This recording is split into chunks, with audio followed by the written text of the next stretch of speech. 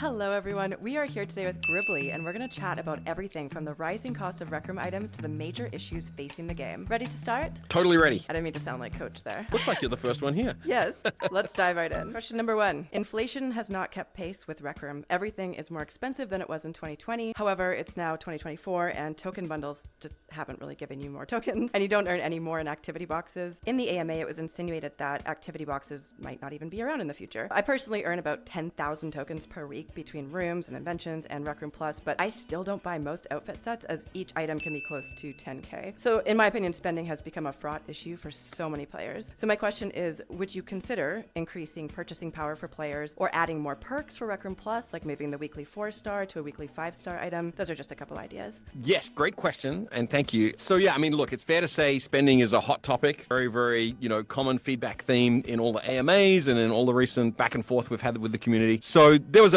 quite a few ideas in your question. I think the big thing we're going to focus on in the near term is simply the price of items. Okay. I think that's the first thing we want to really look at. I think internally we agree with some of the critique externally where it's like, hey, these prices are really super high. And I think I said this in the previous AMA, but I'll try and unpack it a little bit more, which is I think we're not saying, hey, we're not going to have expensive items. We will have expensive items, but we are going to have a much larger spread of items. We want to have a lot more cool items that are affordable. So we sat down and talked about it, and I think where we got to was like, we're comfortable with Rec Rooms sort of working like the real world. That's how we want social features to work. Everyone should just be able to talk to each other, should feel very much like being just in a place with people. And I think that's true for buying outfits as well. If you go in the real world, basically it all boils down to you shouldn't need to be rich to express yourself in Rec Room.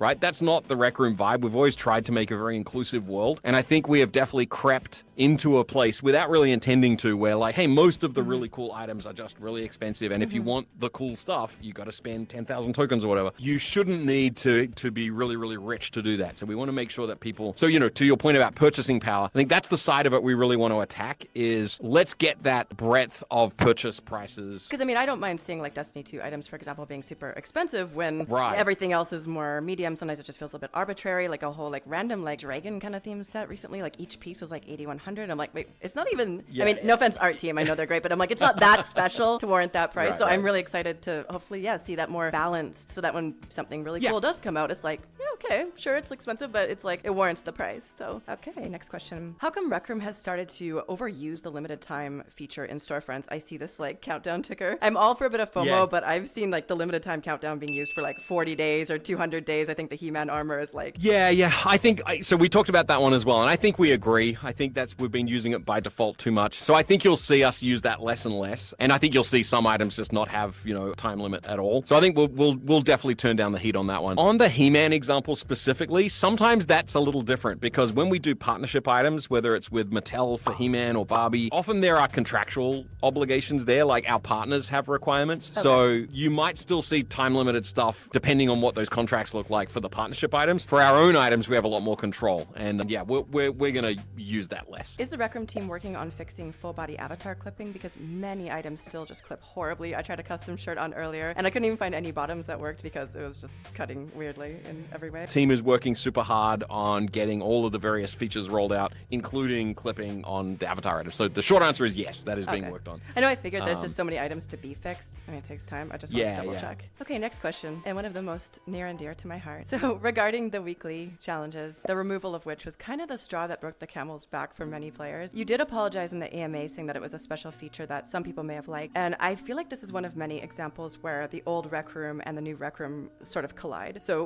we're all feeling like Rec Room grew because of our allegiance to the game, and now that it's bigger, dismissing a small group seems feasible, not realizing sometimes the long-term impact. So I do think it comes down to marketing, and if marketed correctly, giving out a free item for completing challenges every week should appeal to the vast majority of players. And when I first started, I recall back, I saw a weekly challenges case in my dorm and I had literally no idea what it meant. So I imagine that's true for most people. I think it's a valuable program that a core group of people religiously used, myself included. So question, are you able to consider bringing weekly challenges back as soon as possible in their old state and keeping them until a new system can be brought forward? It's unlikely, but happy to think about it. Let me back up a bit and kind of talk a little bit about how we think about this, because I agree with you. Like, I think, let me echo a lot of our older players, or more veteran players, I should say, players who've been with us, for a long time. We couldn't be more grateful and appreciative to the contributions of those players. Like, you're right. I think if you go back to the old AMAs that I did with Harry back in those days, I would often say Rec Room is nothing without the community. It's literally just an empty set of buildings, you know. So it really is the community that makes Rec Room Rec Room. 100% agree. And yeah, I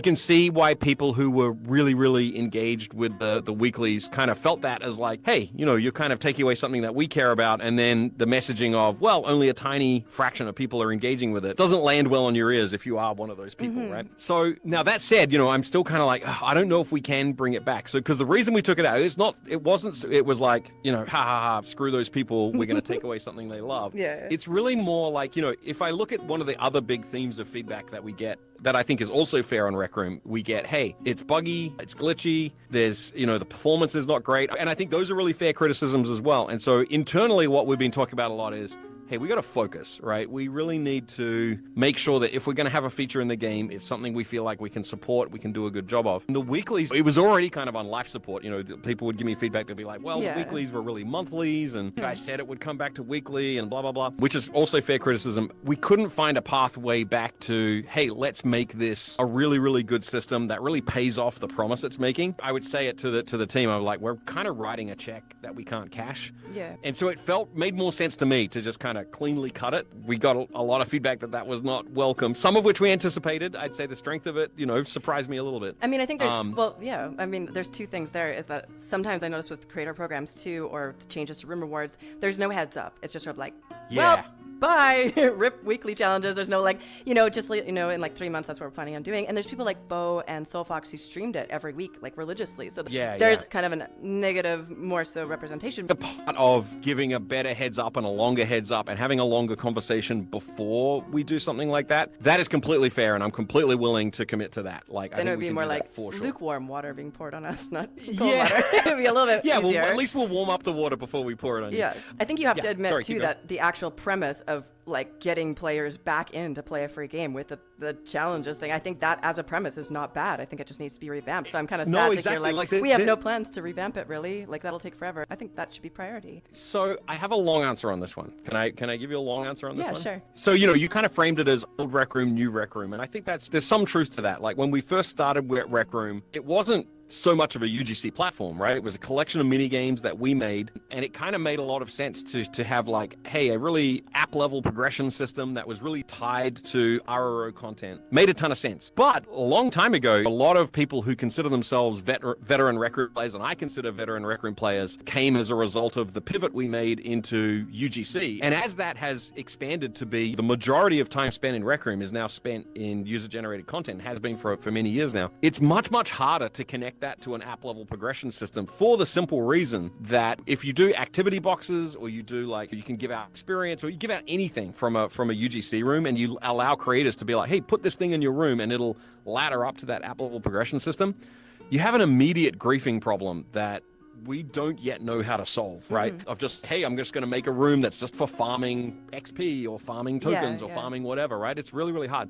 Now, it's not to say we haven't tried to figure that out. And if you remember the invasion events that we experimented with a year or two ago, that was us crossing the streams of, hey, we partnered with creators, you could put the power cores in your rooms. I actually really I think there's really something there in crossing the streams between the user-generated content and the app level stuff. Like, I had some great times like pairing up with just random people in the community who would take me to the power cores. I had some really, really fun like experiences with that. Again, that's another one we've kind of sacrificed on we just don't have the human power to support this right now. But I think if you want a bit of a sneak preview of where we would like things like the weeklies to go, it's in figuring out the right way to cross the streams of the user-generated platform and the app-level progression. I've got a question for you. Something we say to each other is like, well, hey, we've kind of turned down the heat on the app-level progression, right? You can still get XP and you still level up and all that kind of stuff, but in terms of, you know, doing the weeklies and getting free items, you know, that's not available. But we have, for the last two RROs, so MLM and Make It to Midnight, we've put quite a lot of investment into in-room progression systems. And I wanted to ask you, does that not scratch the itch of like coming back to do something? Like, talk to me a little bit about that. Why is that not as satisfying or as interesting? It is, but I think in Make It to Midnight, I think somebody had told me, even if you grinded the entire amount of Make It to Midnight, you still didn't have enough tickets to buy all the items in the shop. So I think some people felt like a little bit maybe disappointed by that one, where you still had to spend real money or real tokens. Make It to Midnight's just not really my cup of tea. I think it's brilliant, but so that one I can't comment on. And My Little Monsters, I think again, it's great. I love that there's progression, but I quickly realized that each subroom was only one player capacity, so I can't really play with my friends. There's no real reason for me to go on Rec Room and play by myself, especially because those subrooms take forever to load and we don't have party chat like I think Horizon Worlds has. You can still hear your friends while you're loading screen. So like it's like forever to load the subrooms. Like those features are not bad. I think it's just they don't. It doesn't always land 100% with the goal, if that makes sense. It'd be a cool feature if you could talk on the loading screen. That would be cool. I hope they were working on that. That'd be a very cool. Fair enough. Good feedback. So look, I know everyone on the team's gonna watch us chatting about this, so I won't need to take that feedback to them. So look, I think the story's not finished with like progression systems and how we do it. I know everyone's mad at us about the weeklies. Fair enough. I accept that. I think for the progression motivated players, like we really do want to crack the nut of how do you have a great progression system that sits comfortably and sustainably on top of a UGC platform? And the honest answer is we don't know how to do that yet. And you've seen us experiment a little bit. I believe we will crack that code, but I don't think, to go all the way back to your original question, and I'm sorry, pour some cold water on you, I don't think we're going to just bring back the weeklies in their existing form while we figure it out, because it's a significant cost to us just in terms of attention and human power to keep that system running while we figure out the people rest. love free items. I think that's what it comes down to. So you take away a free item that's people who can't afford sometimes to buy things, so they could just grind. So I think that even bringing some more free items, like they did a lot of free shirts and hoodies, and I haven't seen a lot of that lately. New Year's used to get a free sash. There's different things like that's fair. I don't feel like we have a lot of that anymore, and I feel like that's fair. Could be maybe instead of weekly challenges, a little bit more free items, possibly. That's fair. Okay, yes, let me go and work on that. I will say, come to RecCon this year. Well, I absolutely will. I wouldn't miss it for the world. Where did this get stuck in my head? I Sorry, know, me too. So that's why we need a new camera angle. But Corbin's is sleeping, so I don't know. Oh well, okay. Corbin's always sleeping. Okay, it's like, what? No, I wasn't. Like, wait, what? I know that Rec Room wants to become more profitable going forward. It's a free game, and we all understand that. As you said in the recent AMA, it's aiming to become a cross-platform social UGC experience. However, most of the adult builders I've known have abandoned building due to the push towards monetization in rooms and how complex the tools have become, I would say without adequate support to actually properly learn them. Most maps seem to be either Rec Room Studio with like basic imported assets like a skybox, or the same maker pen rooms made by people without PCs. So my question would be, do you have a long-term strategy to either recruit new players into this build ecosystem involving Rec Room Studio, Rooms 2.0, or to patch the gap between current talent that loves to build in Rec Room but doesn't feel like it's worth it right now to learn these advanced tools? So I think I hear kind of two questions there, or two topics there. So one topic is the complexity of the tools and the support required to onboard onto things like Studio, if that's what you want to use, Rooms 2. And then the second piece is discovery. Like if I make a room, how do I compete with quote-unquote low-quality rooms? Or just the top rooms that have been around forever, like dorm room PvP. They're not bad. Well, it's just they're pretty old and they always sit on top of everything, recommended, hot, everything. They're always there. So okay, so on the first part, yes, I think we do have a long-term strategy. Rooms 2 is a big part of it. So right now we're kind of like really pushing on Rooms 2. We're kind of with our Rooms 1 systems, which we think are great and people have made a lot of great content on, and we will continue to support. But we're kind of bumping against the ceiling of what they can do in terms of capability and in terms of performance. And we really need to kind of break through so that the rooms can level up in terms of the amount of content you can have in there, how easily you can build it. A lot of creators spend a lot of time, a lot of top creators spend a lot of time optimizing their rooms as opposed to building their rooms. Like just getting them to run without crashing or glitching is too hard, right? So that's a major goal of Rooms 2, is to increase capabilities, to give people new tools, but also raise the ceilings. I'm just trying to build this specific experience and less time thinking about, well, how do I squeeze it into this little box? That's a huge focus right now, is kind of pushing that. 2 is in alpha. There's a lot of cool stuff about it, but it's, it's a little crashy. One of our really popular rooms right now, Rec Video Chat, Rooms 2 room, so it can make really, really good content, but it's got missing pieces, it's a little too unstable, et cetera, et cetera. Once Rooms 2 is in beta, I think you'll see us, and even in the lead up to beta, you'll see us do a push on education and tutorials and making sure that if you're a creator who let me figure out how to leverage Rooms 2 so that I can, be on the kind of more capable tool set, there is an easy way to do that. There's videos you can watch, there's tutorials you can find. And in terms of bringing new creators in, I don't know how many, if you or how many people who are watching have been part of the customizable dorm experiment. So we've been doing an experiment where the dorm is much, much more customizable. One of the reasons we do that, other than, hey, it's kind of cool to have a customizable dorm, is that we want that for many players to be your first contact with the maker pen. And so you're not thinking, oh, I'm going to be a creator, right? You're more well, I think this is cool. I'm going to customize this room. I want these walls to be pink instead of yellow or whatever. And before you know it, you've learned, oh, I've got this thing called the Maker Pen, and here's how I operate it. And this is pretty approachable. And then, the next step is, oh, okay, well, I'm visiting these rooms. You're telling me that these are made with this thing and I can edit them or I can collaborate with people. So we think there's a good kind of pathway there of like, if we can gently onboard people to the Maker Pen. And not to be ever the pessimist, but I feel like that's how everyone starts. They start building in their dorm, and then some people push past that and they actually get really interested in creating, and then they use their creativity to make something like this, and it just never gets seen because there's like all these other maps on the hot tub. Like the answer of having these people that are 12 learn the Maker Pen, then they're 16, they can get maybe a PC and start learning all these things. I still, like, without the discoverability and the carousels, they can try until they're blue in the face and they won't get anywhere. I've seen it happen so many times. Yeah, totally. That's a good segue into the discoverability piece. So I think there's kind of two halves to this. I think we definitely think we've got work to do in terms of figuring out how to make the discovery better. And I'm choosing my words carefully because I know that this is like a hot topic with the team who are kind of scratching their head over the best ways to do this. And I don't want to misrepresent the work they're doing, but I know that they take it really seriously. And this is high on their list of concerns of like, hey, how do we make sure that our rooms have a chance at being seen? I think there is a lot of things we can do. So for today, I think all I want to say is we see the problem. We agree with the feeling. It's like, oh man, is it worth building a room if it's never going to get seen? At the same time, and I'd be curious to hear your feedback on this, because we do also have to face the reality that not every room's going to be popular, right? Like not every piece of content is going to be popular. Not every video can be popular.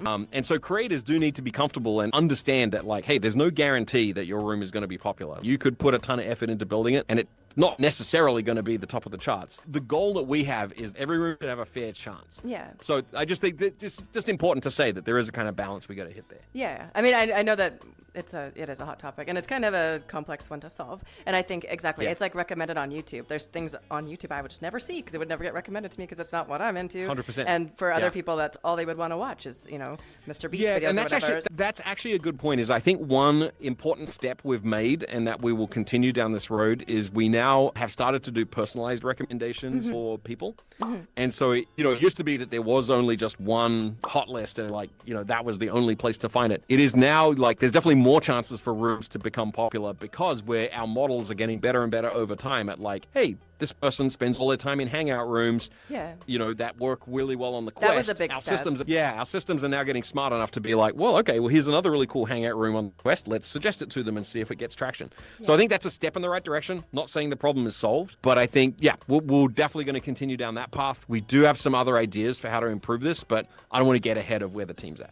Okay, cool. On a related question with builders, has Rec Room ever considered a pilot program for top builders as an incentive, similar to how like the video partner program encourages people like me to make content as a marketing gain? Because they could be pre-vetted and like be paid to kind of improve on their skills and provide feedback and, 100%. I knew you were going to ask me about this, so I went and talked to Crash Faster, who's our head of UGC, and he said, yes, actively planning for that now. Yeah. There is definitely going to be that program. That's awesome. Okay, next question. Why is the level cap 50? Like after all these years, can that be increased perhaps with additional perks like gift boxes or even a free plaque that reads, congrats on reaching level 87, for example, to encourage players to keep playing more? Only get it at level 87? Like level 87? I don't know, because we can't be 99 because coach is 99, so it fits. Yeah. So I think we will raise the level cap at some point. I think this all dovetails back to what we were talking about with the weeklies and the progression system. Like one thing we don't want to do is just arbitrarily raise the level cap because I think it's a point of pride for people.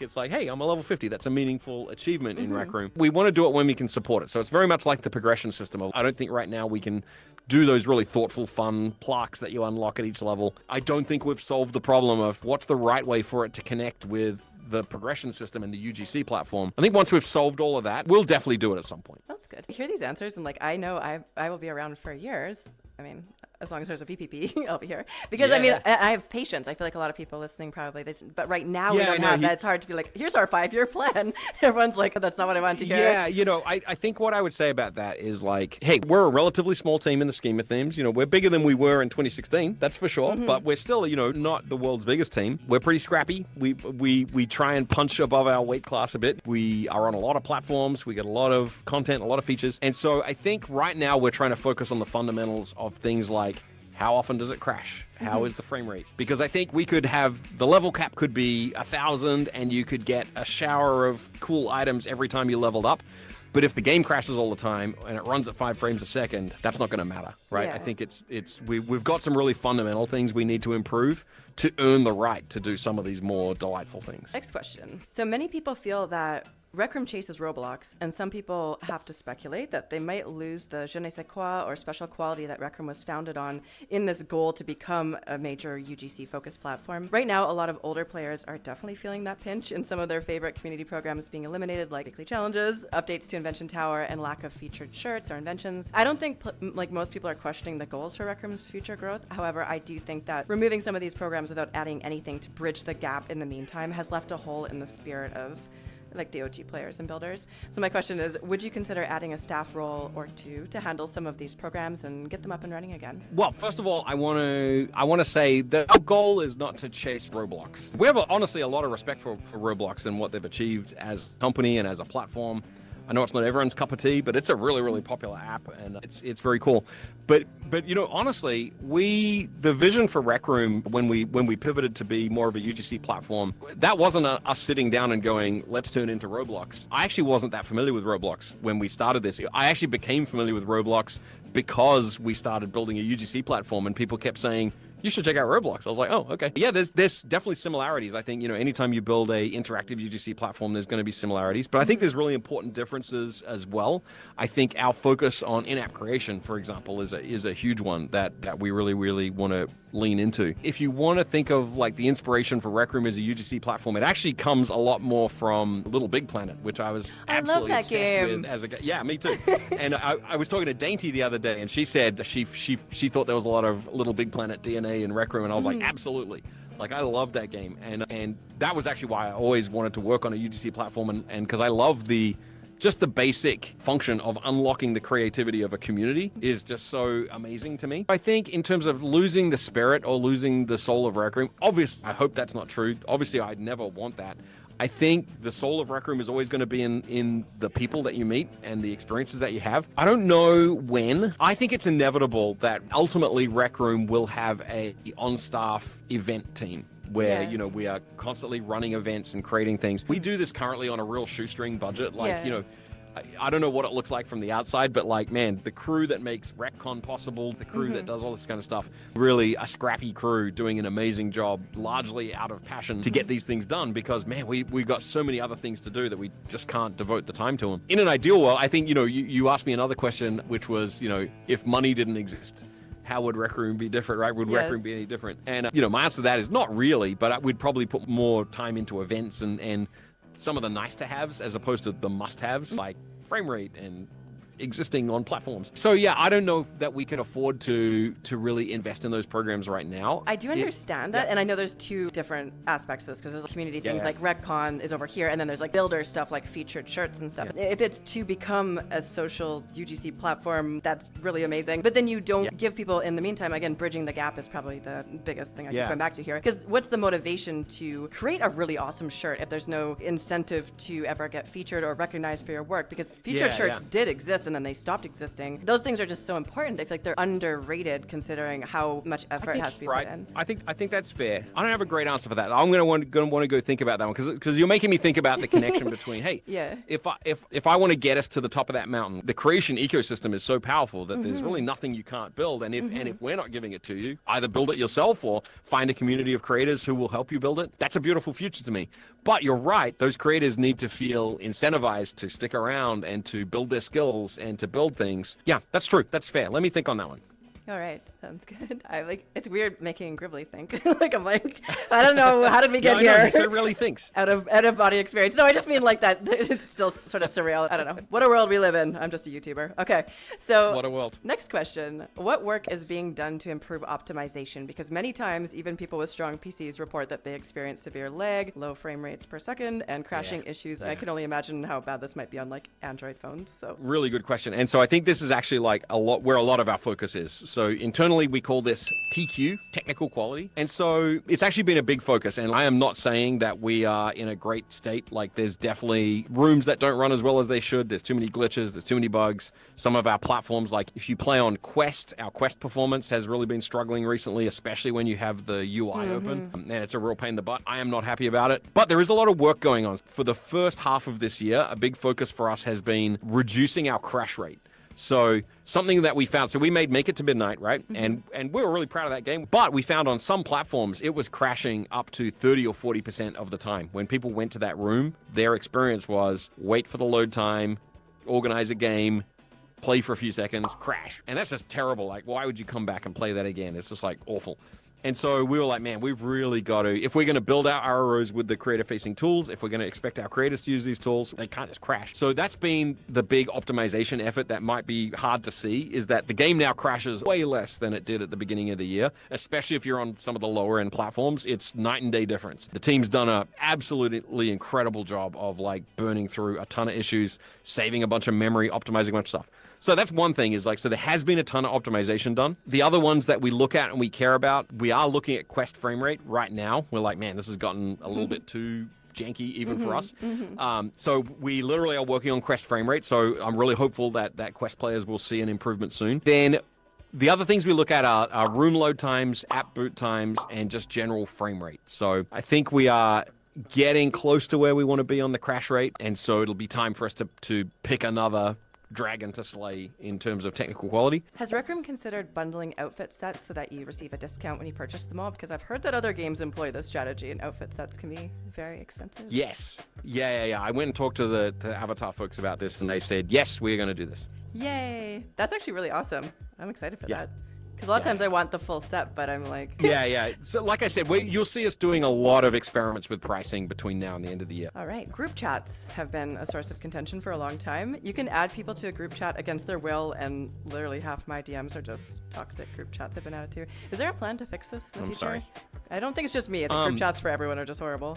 Well, yes. So I actually I have a few thoughts on this. I'm sorry that you're having that experience. That's not what we want. So there are some changes coming. We would take this seriously anyway, but there's actually some laws coming out of California, and I can't remember the other. There's another state law that we have to be compliant with that actually kind of mean that we have to offer options so that you can set your DMs to be available to no one, friends only, or open. We're definitely going to make those changes. We think they're good changes anyway, but we have to do that for legal reasons. So that will be coming. You know, we do already have I did want to ask you actually of like how universal you think this is. I think you're kind of a special account. You're a famous person in Rec Room, so you might be get a bit more random inbound than the average person. Like most group DM platforms, most of them don't have an opt-in step for the thing. You just make it easy to leave, which we do as well. Yeah, it is easy Not to say leave. I'm not trying to minimize the issue you're reporting or anything, but it might be exacerbated for you because you're something of a high profile Rec Roomer. So yeah, but in any case, those additional But we controls have are party coming, chat which I think will now. help. Party chat is useful because you're actually around those people. They're in your party. Like that Yeah, one, yeah. I love. Actually, love party chat. You can send photos to them. That's good to hear. And it's like, oh, let me just send this to you and send it to everyone who's here right now. That's perfect. I don't think group chats are that useful, but okay. All right. Maybe it's just me. I think that's fair.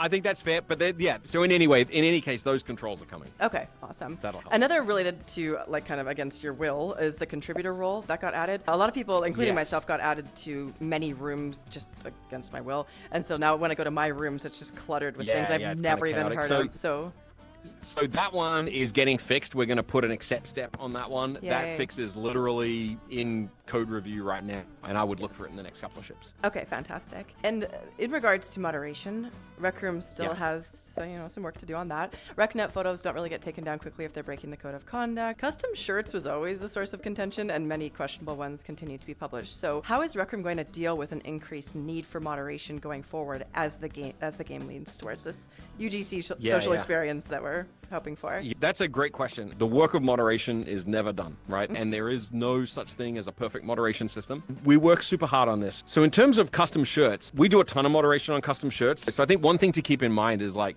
we got a lot of creators creating a lot of stuff all day, every day. And for every one thing that kind of slips through, there's probably 100 things that the moderation system caught and didn't solve. So that there is a kind of a tip of the iceberg thing going on here. And then it's just like, how high is the waterline? I just want to make sure I give props to the moderation team and the amazing work they do all day, every day. For something like custom shirts, the way that system works is we do have an AI system that scans the imagery on there and helps us kind of weed out some of the worst stuff. There is human review as well. We think mostly it's okay. There's a few things that sneak through that like are really in the gray area. That's a huge problem. It's a huge problem with moderation, is that not everyone has the same feelings and the same taste, and it's really hard to kind of have a binary yes, no, is this okay, is this not? Some things are like the, naked man torso shirts, right? Are they okay? Are they not okay? It's like you can make a case in either direction.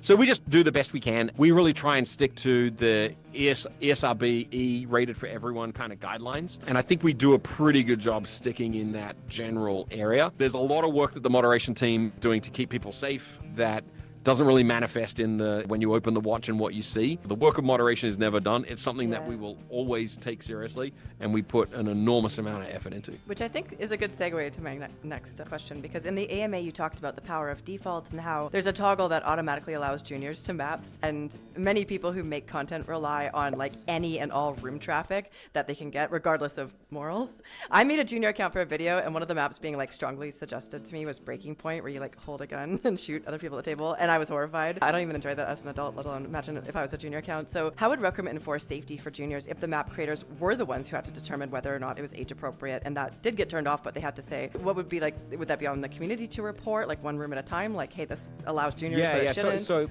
I think we would use our existing moderation system, which is, hey, because what we want to look at is reduce the reach of harmful content. It's one thing if there's an inappropriate room on the platform. Obviously, we would prefer that that's not the case, but really the problem is if that room is reaching a lot of players, right? It's getting a lot of traction. That's when we really have a problem. On that Breaking Point room, see, that's a good example of where people's tastes differ. I think that one, we've actually reviewed that room, has been reported. We've looked at it. It does, like ESRB-E for everyone allows fantasy violence. And that room, I think, pretty squarely falls within the guidelines of ESRB-E. Wow. Even though you don't like it, which is fair. I don't love it either. Not for me. I would just say, like, I can't believe that people under the age of 13 are able ESRB-E, fantasy violence. Okay, yeah. There's no gore. Well, I guess that's one of those, we don't make the rules kind of thing, technically. Yeah. Yeah. Yeah, and it's what makes moderation very hard and a very fraught topic. Yeah. That's true. Is there work planned for improving the leaderboards in Rec Room Originals? Because some people complain that they look outdated, and that in Rec Room Originals, like Stunt Runner, they haven't been reset to get rid of that time when hackers came in and flew and kind of took all the top spots. Yeah. I went and talked to the RRO folks about this, and so they have it on their list. I don't know when they'll do something about it, but yes, I made sure that they're aware of that. And I have a question about Room Rewards, which goes back to the builder community. Maybe a lot of people aren't familiar with Room Rewards, but it's undergone a revamp since last year. And I do still see that mostly old maps that are popular on the hot tabs, such as Prison Life, The Hood, Dorm Room, PvP, they top the charts for earnings in this program. So does Rec Room feel that Room Rewards is achieving its goal? Because if the goal is to get creators to keep making better and better maps, I do wonder why super old maps are consistently able to rake in extra rewards for existing. Like, those people might, I don't know if they do or don't, but they might not even play Rec Room anymore, and they're like raking in all these room rewards. Like, there's no incentive to make new maps, in my opinion, with that. So Room Rewards, is it achieving its goals? I would say, I think partially is the answer. I think the goal of Room Rewards is, like you say, to kind of create incentives for creators to strive to new heights. And I think, really when we look at things like, older rooms that are, dominating the charts or dominating the attention, I think that's less of a Room Rewards problem and more of a discovery problem. I think that's more about, like, what are the mechanisms by which a new room gets noticed, right? And I think that does not feel like a solved problem. Kind of going back to that point I was saying about, like, we can't guarantee that every room is successful. I don't think that's impossible on any UGC platform. But we can guarantee that every room's in with a fair shot. And I don't think we're achieving that. So I think my answer is no. I don't think Room Rewards is fully achieving what we want. I don't think we are seeing enough new rooms breaking through. So I think the main thing you'll see us do is just continue to iterate on that program month after month. I don't think it's a static program. I think it needs to change with the changing times. Yeah. Hopefully soon. I did Room Awards last year as sort of a promoter, and that's when I started really getting into the build community, because I met a lot of cool people. And I think some of the people that are like top creators in Rec Room and some that are more, could use more discoverability, But regardless, pretty much everyone I worked with last year has given up. Not just because room rewards, but just other problems that builders face. So I really feel like it's super important, hopefully, to start maybe taking a more of a magnifying glass to some of these programs and wondering why these creators that I think are really talented, and I feel like they've been really discouraged. Okay. Yeah. I know. We really take that seriously. I mean, I would observe, like, we do see new rooms pretty regularly break through and come out. So it's not impossible. Yeah. I don't think it's like, hey, it's not super easy. I think we can make it better. Okay, cool. And I do know every time I'm saying this stuff, I realize that quality is different to everyone. It's not the same to me as this is only 13 and really loves Minecraft. We have different interests, so. Yeah, it's complex. I think this often manifests as, the kind of skibbity toilet observation of like, man, that's a lot of people's go-to for like poor quality. Yes. Like, but one person's poor quality is another person's, great joke. And there's a reason skibbity toilet is so popular out there. That's true. Like, there's a lot of people out there who love it. I went to a skibbity toilet map once. It just screamed at me. Yeah. Lots of screaming. So. Yeah. Well, I do appreciate you taking the time to clarify all these things. I felt like the questions I have were just mainly in addition to the ones you answered at the AMA. So yeah. No, happy to go deeper. Yeah, really, always happy to chat. Like, and look, I appreciate you paying attention to Rec Room. I think it's always been great to see your videos. I know the team watches them. You're an important part of the Rec Room community. We really value that you care about Rec Room. I always think, hey, when you're criticizing us, it's coming from a place of you care about Rec Room. You want it to be better. You're trying to highlight issues as you see them and represent the opinion of, like not just you, but, a decent chunk of the Rec Room community. Thanks, Scribbly. It's a weird, surreal experience to be able to feel like I never thought when I started being a YouTuber that I would ever like help influence a game. Like just by it's great. No, I really appreciate it. Yeah. For me, I'm always excited whenever I get involved in YouTube. Well, I wouldn't mind hosting the AMAs if you ever need someone to help ask really the questions. Now? Yeah, no, really I'm not trying to take now? Corbin's job, but Corbin's getting replaced. It would be fun. I love interviewing people. I have like the 50 questions with YouTubers series on my channel. I just love interviewing people. It's so much fun. Okay. Well, look, hey, I'll come back and do this again. All right, sounds good. Annual AMA with Gribbly. Yeah.